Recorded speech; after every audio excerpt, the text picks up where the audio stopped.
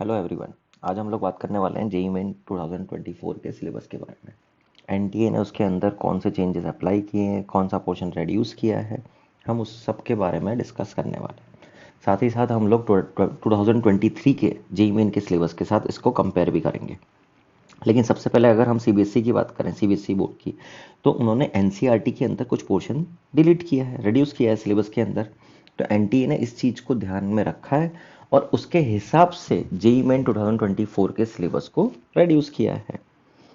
लेकिन जो portion reduce किया है, हम उसके बारे में बात करना ये चाहते हैं कि जो पोर्शन डिलीट हुआ है, क्या हम लोग उसको पूरी तरह से ड्रॉप कर दें या हम लोगों को उनमें से कुछ टॉपिक्स को अभी भी पढ़ना चाहिए।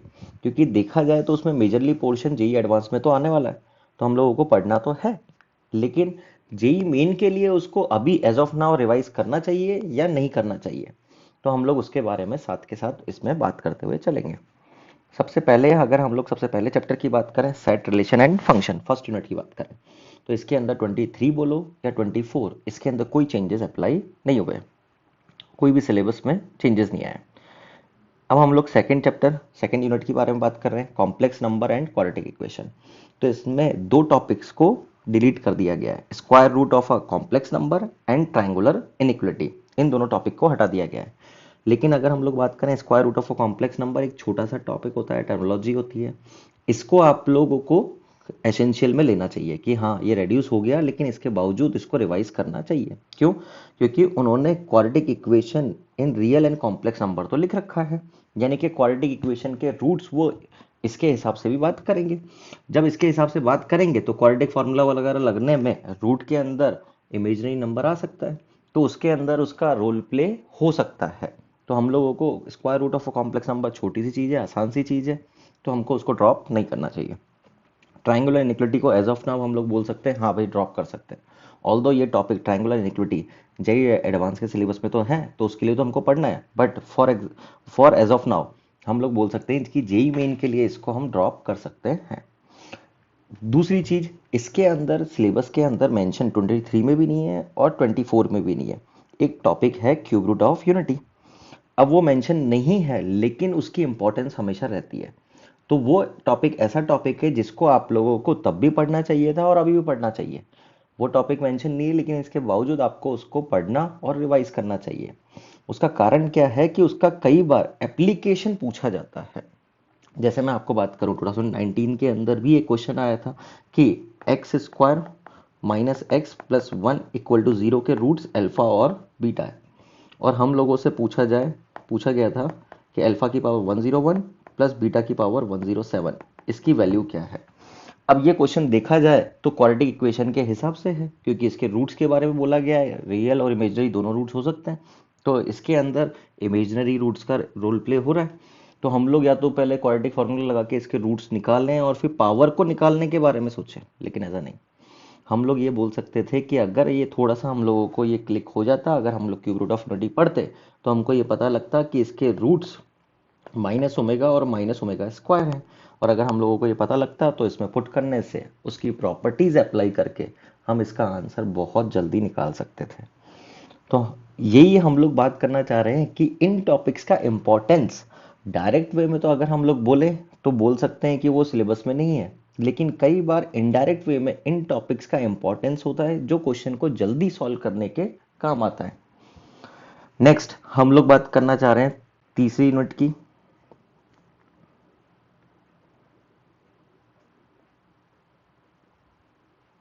Matrices and determinant. इन्होंने सबसे बड़ा जो इसमें पोर्शन डिलीट किया है वो है प्रॉपर्टीज ऑफ डिटरमिनेंट, जो कि बहुत इंपॉर्टेंट पोर्शन है। हम लोग बोल सकते हैं डिटरमिनेंट को तो इन्होंने डिलीट नहीं किया, तो यानी कि डिटरमिनेंट आएगा, डिटरमिनेंट को सॉल्व करना भी आएगा, वो तो डिलीट नहीं हुआ, लेकिन उसकी प्रॉपर्टीज को डिलीट कर दिया गया है। लेकिन ये एसेंशियल के अंदर है आप लोगों के लिए कि आप लोगों को इसको रिवाइज करना ही चाहिए। क्यों? क्योंकि अगर डिटरमिनेंट आ रहा है, उसको सॉल्व करना आएगा, तो ऑब्वियस है उसकी वैल्यूज को यूज करने के लिए हम लोग बात करेंगे कि या तो उसको पूरा का पूरा ओपन करें, या हमको प्रॉपर्टीज आती है तो हमारे लिए उसकी हैंडलिंग आसान हो जाएगी। तो आप लोगों को इसको एसेंशियल में रखना चाहिए कि हाँ हम लोग इसको ड्रॉप नहीं करेंगे और इसको रिवाइज करेंगे। दूसरा चीज है एलिमेंट्री ट्रांसफॉर्मेशन। ये पहले भी इंपॉर्टेंट नहीं था और अभी भी इंपॉर्टेंट नहीं है, इसको आप लोग ड्रॉप कर सकते हो। कि इसका क्वेश्चन जनरली पूछा नहीं जाता। नेक्स्ट यूनिट आती है परम्यूटेशन कॉम्बिनेशन 2023 के हिसाब से, और 2024 को कंपेयर करेंगे तो इसके अंदर कोई चेंजेस अप्लाई नहीं हुए हैं। नेक्स्ट यूनिट आती है binomial theorem and its application. तो इसके अंदर एक इंपॉर्टेंट टॉपिक है प्रॉपर्टीज ऑफ बाइनोमियल कोएफिशिएंट, इसको डिलीट कर दिया गया है। तो आप लोगों को ये ध्यान रखना है, इसको डिलीट तो कर दिया है, लेकिन अगर हम लोग बात करना चाह रहे हैं, ये सारे टॉपिक किस लिए बात कर रहे हैं कि अगर हम लोगों को जेईई मेन में हाई स्कोरिंग की तरफ जाना है, हम लोगों को अच्छा स्कोर करना है, तो जो ये एसेंशियल टॉपिक्स है इनको हम लोगों को साथ के साथ रिवाइज करना ज़रूरी है, क्योंकि इनकी हेल्प से कई बार क्या होता है कि हम क्वेश्चंस को जल्दी सॉल्व कर पाते हैं। उसमें एक टॉपिक ये भी है प्रॉपर्टीज ऑफ बाइनोमियल कोएफिशिएंट। वो बोलने में तो बोल सकता है कि बाइनोमियल कोएफिशिएंट का रोल प्ले तो हो ही रहा है थ्योरम के अंदर, लेकिन प्रॉपर्टीज को रिड्यूस कर दिया गया है।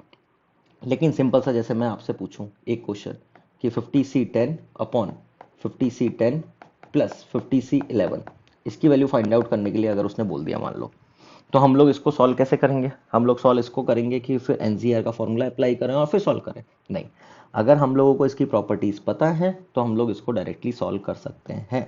उसके अंदर हम लोग बोल सकते हैं कि इन दोनों का समेशन डायरेक्टली 51C11 होता है, ऊपर 50C10। अब 50C11 ऊपर 50C10, इसको देखकर हमको एक प्रॉपर्टी क्लिक होनी चाहिए कि n अपॉन r को बाहर निकाल लो, तो यहाँ पर 50C10 रह जाएगा, ऊपर 50C10, तो डायरेक्टली इसकी वैल्यू आ गई। तो ये इसके अंदर इस चीज़ का रोल है कि अगर हमको प्रॉपर्टीज आती है तो हम लोग बोल सकते हैं हाँ कि ठीक है, हम उससे थोड़ा सा क्वेश्चन को जल्दी सॉल्व कर सकते हैं। नेक्स्ट यूनिट की बात करते हैं हम लोग sequence and series. Sequence and series में अगेन इन्होंने एक इंपॉर्टेंट टॉपिक है समेशन ऑफ सीरीज का, sigma N square, sigma N cube, इसको डिलीट कर दिया। अर्थमेटिक ज्योमेट्रिक प्रोग्रेशन को डिलीट कर दिया। लेकिन सीक्वेंस एंड सीरीज में इसका एक इंपॉर्टेंट रोल प्ले होता है। जेईई एडवांस में तो ये एज इट इज़ है, और ऑब्वियस इसके कई बार क्वेश्चंस पूछे भी जाते हैं। तो आप लोगों को एसेंशियल में रखना है कि sigma N square, sigma N cube, ये सीरीज का समेशन आपको अभी भी रिवाइज करना है। इनके बेसिस पर जो क्वेश्चन की प्रैक्टिस है वो आप लोगों को कंटिन्यू रखनी है, क्योंकि चांसेस हैं कि ये अभी भी इसके ऊपर क्वेश्चन पूछ सकते हैं। आगे हम लोग बात करते हैं यूनिट 7 की, लिमिट, क्वांटिटी एंड डिफरेंशियबिलिटी। इसके अंदर इन्होंने दो टॉपिक, हाँ ये टॉपिक टफ भी होते हैं, Rolle's theorem and LMVT, Lagrange mean value theorem, इनको इन्होंने डिलीट कर दिया। तो हम बोल सकते हैं हाँ इसको ड्रॉप कर सकते हो, क्योंकि जनरली इसके अंदर रूट्स वगैरह के बारे में, इंफॉर्मेशन के बारे में पूछा होता है, तो वो इसको ड्रॉप कर रहे हैं, तो डायरेक्ट यूज ही इसका आता है, तो आप इसको एज ऑफ नाउ ड्रॉप कर सकते हो जेईई मेन के लिए।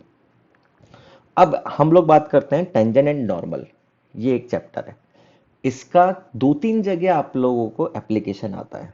अगर हम लोग बात करें सर्कल के अंदर, कॉनिक के अंदर, और एप्लीकेशन ऑफ डेरिवेटिव चैप्टर के अंदर, इन तीनों जगह टेंजेंट एंड नॉर्मल, तो इन्होंने जेईई मेन वालों ने, एनटीए ने, तीनों जगह से टेंजेंट नॉर्मल को डिलीट कर दिया है। तो ओवरऑल हम लोग बोल सकते हैं कि इसको ड्रॉप कर सकते हैं, लेकिन आप लोगों को इनका बेसिक आइडिया होना ही चाहिए। कारण क्या है कि इन्होंने जो भी पोर्शन अभी रखा है उसमें डिफरेंशिएशन है, differentiation of trigonometry, inverse function, logarithmic function, exponential, composite function, implicit function, ये सब है, डेरिवेटिव है। तो डेरिवेटिव की हेल्प से वो कभी टेंजेंट का स्लोप या नॉर्मल का स्लोप पूछ सकता है, डायरेक्ट और इनडायरेक्ट वे में। तो इसलिए हम लोगों को टेंजेंट नॉर्मल सब जगह से हट चुका है, तो ओवरऑल उसकी टफ एप्लीकेशन का मैं ये बोल सकता हूं कि उसको ड्रॉप किया जा सकता है। लेकिन हाँ, उनका बेसिक इंट्रोडक्शन हम लोगों को हर जगह, तीनों जगह आना चाहिए, कि सर्कल में बोल सकते हैं, कॉनिक के अंदर बोल सकते हैं, और खुद एप्लीकेशन और डेरिवेटिव चैप्टर, किसी भी कर्व के टेंजेंट नॉर्मल के बारे में बात की जाए तो उसका बेसिक इंट्रोडक्शन की उसको डिफरेंशिएट करके स्लोप कैसे निकाला जाता है वो हम लोगों को आना चाहिए। हो सकता है उसका इनडायरेक्ट वे में एप्लीकेशन में इसका क्वेश्चन बन सकता है। नेक्स्ट हम लोग बात करना चाह रहे हैं 8 यूनिट की, जिसके अंदर इंडेफिनिट इंटीग्रेशन की बात करते हैं। इसके अंदर इन्होंने एक टॉपिक को रिड्यूस किया है, integral as a limit of sum. ये एक आसान सा टॉपिक था, जनरली कई बार इसके ऊपर क्वेश्चन पूछा गया है। सिंपल सा एप्लीकेशन है, लिमिट का क्वेश्चन होता है, लेकिन ये सॉल्व होता है इंटीग्रेशन से। आसान था, और अभी भी हम लोग ये बोल सकते हैं कि एडवांस के लिए तो पढ़ना ही है, तो इसके लिए भी आपको इसको साथ के साथ इसमें एसेंशियल में रखकर इसको रिवाइज करना चाहिए, क्योंकि इसका एप्लीकेशन इंपॉर्टेंट तो है ही सही, और साथ ही साथ इसके ऊपर लिमिट की हेल्प से क्वेश्चन बन सकता है, कि वो तो बोल रहा है कि लिमिट का क्वेश्चन है और वो पूछ लेगा इसको, तो इसलिए आप लोगों को इसको रिवाइज करना ही है। नेक्स्ट यूनिट आती है डिफरेंशियल इक्वेशन की। डिफरेंशियल इक्वेशन के अंदर इन्होंने मेजरली कोई चेंजेस नहीं किया, बस एक फॉर्मेशन ऑफ डिफरेंशियल इक्वेशन है वो रेड्यूस कर दिया। अब फॉर्मुलेशन ऑफ डिफरेंशियल इक्वेशन एक आसान सा टॉपिक होता है, उसकी क्योंकि इन्होंने ऑर्डर और डिग्री तो रखा है लेकिन फॉर्मेशन हटा दिया, तो उसके अंदर ऑर्डर और डिग्री के अंदर उसका रोल प्ले होता है। तो फॉर्मेशन का हो सकता है डायरेक्ट क्वेश्चन ना बने, लेकिन वो कर्व की इक्वेशन देकर बोल सकते हैं कि जो डिफरेंशियल इक्वेशन बनेगी उसकी डिग्री क्या है। तो आप लोगों को फॉर्मेशन ऑफ डी को एक बार रिवाइज करके जाना चाहिए। नेक्स्ट यूनिट आती है कोऑर्डिनेट ज्योमेट्री की।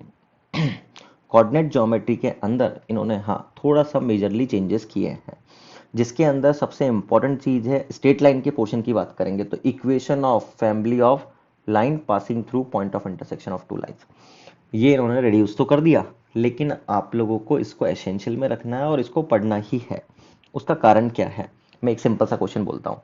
जैसे फॉर एग्जाम्पल वो बोले कि दो लाइनों के पॉइंट ऑफ इंटरसेक्शन से एक लाइन बनानी है, ठीक है भाई, ये दो लाइन है, इसके पॉइंट ऑफ इंटरसेक्शन से एक लाइन बनानी है। अब वो लाइन ये है और वो कोऑर्डिनेट एक्सिस को एक ट्रायंगल बना रही है कोऑर्डिनेट एक्सिस के साथ, और उसका एरिया वगैरह के बारे में कोई इन्फॉर्मेशन है। तो हम लोग एक काम पहले या तो ये करें कि बिना फैमिली ऑफ लाइन का यूज़ करें कि हम दोनों लाइनों को सॉल्व करके पॉइंट निकालें, स्लोप अज्यूम करके उसकी इक्वेशन लिखकर एरिया वगैरह निकालें, या हम डायरेक्टली भी बोल सकते हैं कि L1 प्लस लैम्डा L2 की हेल्प से डायरेक्टली उस लाइन की इक्वेशन लिखो, और एक बार एक्स इंटरसेप्ट निकालना है तो y को जीरो रख दो, और जब y इंटरसेप्ट निकालना है तो x को जीरो रख दो। तो कंपेरेटिवली उससे थोड़ा सा टाइम सेव हो जाता है। तो ये टॉपिक आप लोगों को रिवाइज करके जाना चाहिए। अब अगर हम लोग आगे के पोर्शन के अंदर बात करेंगे तो इन्होंने condition of a line to be a tangent to a circle and equation of tangent, ये पोर्शन डिलीट कर दिया। सिमिलर वे में कॉनिक के अंदर tangent and point of tangency, इसको डिलीट कर दिया। तो मैंने जैसा ऊपर आपको पहले बताया कि टेंजेंट नॉर्मल का पोर्शन तीनों जगह से डिलीट कर दिया, लेकिन हाँ आपको बेसिक इंट्रोडक्शन इनका आना ही चाहिए। नेक्स्ट यूनिट की बात करते हैं हम लोग, 11th unit three dimensional geometry. Again important chapter है, बड़ा चैप्टर है थ्री डायमेंशनल ज्योमेट्री और वेक्टर, ये बड़ा चैप्टर है, इंपॉर्टेंट है, तो आप लोगों को इसको रिवाइज करना ही चाहिए। जेईई मेन के हिसाब से इसका वेटेज भी अच्छा होता है। इसके अंदर उन्होंने एक चेंजेस अप्लाई करे कि प्लेन वाले पूरे पोर्शन को इन्होंने डिलीट कर दिया।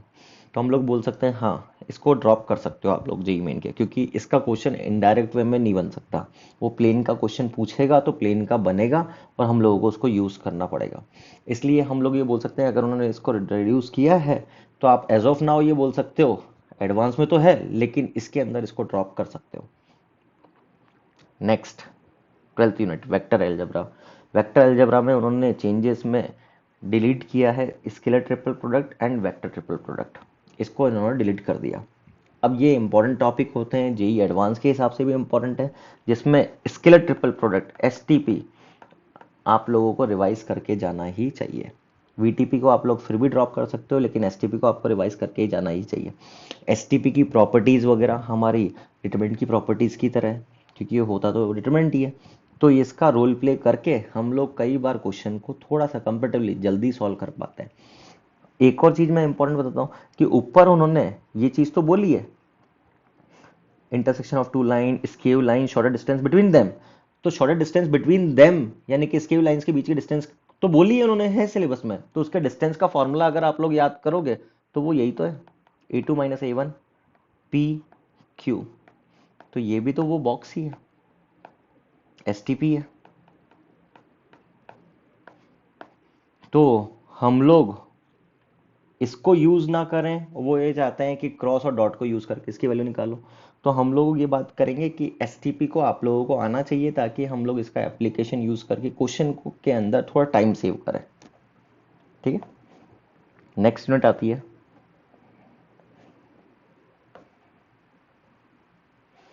13th statistics and probability. इन्होंने बर्नौली ट्रायल्स और बाइनोमियल डिस्ट्रीब्यूशन ये पोर्शन डिलीट कर दिया, ये वाला पोर्शन। अब अगर मैं इसकी बात करूंगा तो इस पोर्शन को डिलीट तो कर दिया, लेकिन इन्होंने एक पोर्शन को अभी भी रखा हुआ है, probability distribution of random variable. अब probability distribution of random variable अगर इन्होंने रखा है तो इसके अंदर बर्नौली ट्रायल्स बाइनोमियल प्रोबेबिलिटी का यूज किया जा सकता है बिना लैंग्वेज में मेंशन किए। वो तो डायरेक्टली ये बोल देगा कि एक एक्सपेरिमेंट को आप करते जाओ बार बार।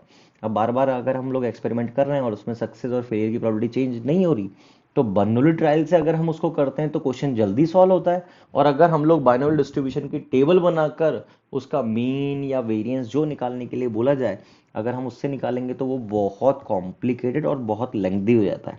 तो इसलिए आप लोगों को बर्नौली ट्रायल और बाइनोमियल डिस्ट्रीब्यूशन को एसेंशियल में रखकर रिवाइज करना ही चाहिए। नेक्स्ट यूनिट आती है ट्रिग्नोमेट्री। हाँ, ट्रिग्नोमेट्री में एक इन्होंने सबसे बड़ी टेंशन जो बच्चों को थोड़ा टफ लगता है, ट्रिग्नोमेट्री इक्वेशन, ये इन्होंने डिलीट कर दिया। ये बात सही है। तो आप लोग ये तो बोल सकते हो कि हाँ ठीक है चलो इसका टफ एप्लीकेशन आप ड्रॉप कर दो, कोई दिक्कत नहीं है, लेकिन बेसिक की साइन थीटा 1/2 3√3/2 या ये छोटी छोटी वैल्यूज, स्टैंडर्ड वैल्यूज, इनको कैसे सॉल्व किया जाता है वो आप लोगों को ध्यान रखना है, क्योंकि ट्रिग्नोमेट्री आइडेंटिटीज फंक्शन सब है, इनवर्स आईटीएफ वगैरह सब है। तो जो बेसिक इक्वेशंस होती है स्टैंडर्ड वैल्यूज के साथ, उनको कैसे सॉल्व किया जाता है वो आप लोगों को आना ही चाहिए, उसको तो आपको रिवाइज करके जाना ही है।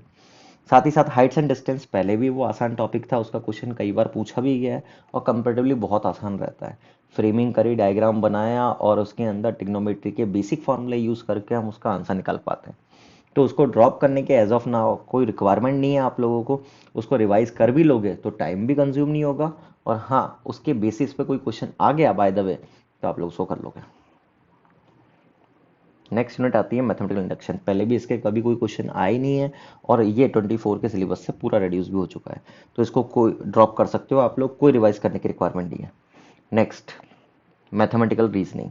हाँ, ये चैप्टर का पहले इंपॉर्टेंट था, इसका एक क्वेश्चन फिक्स रहता था कि हाँ लगभग एक क्वेश्चन इसका हमेशा पूछा ही जाता है, लेकिन 24 के सिलेबस से ये पूरी तरह से रेड्यूस हो गया, तो हम लोग बोल सकते हैं इसको पूरी तरह से आप लोग ड्रॉप कर सकते हो, क्योंकि इसका इनडायरेक्ट एप्लीकेशन भी नहीं होता, तो आप लोग इसको ड्रॉप कर सकते हो।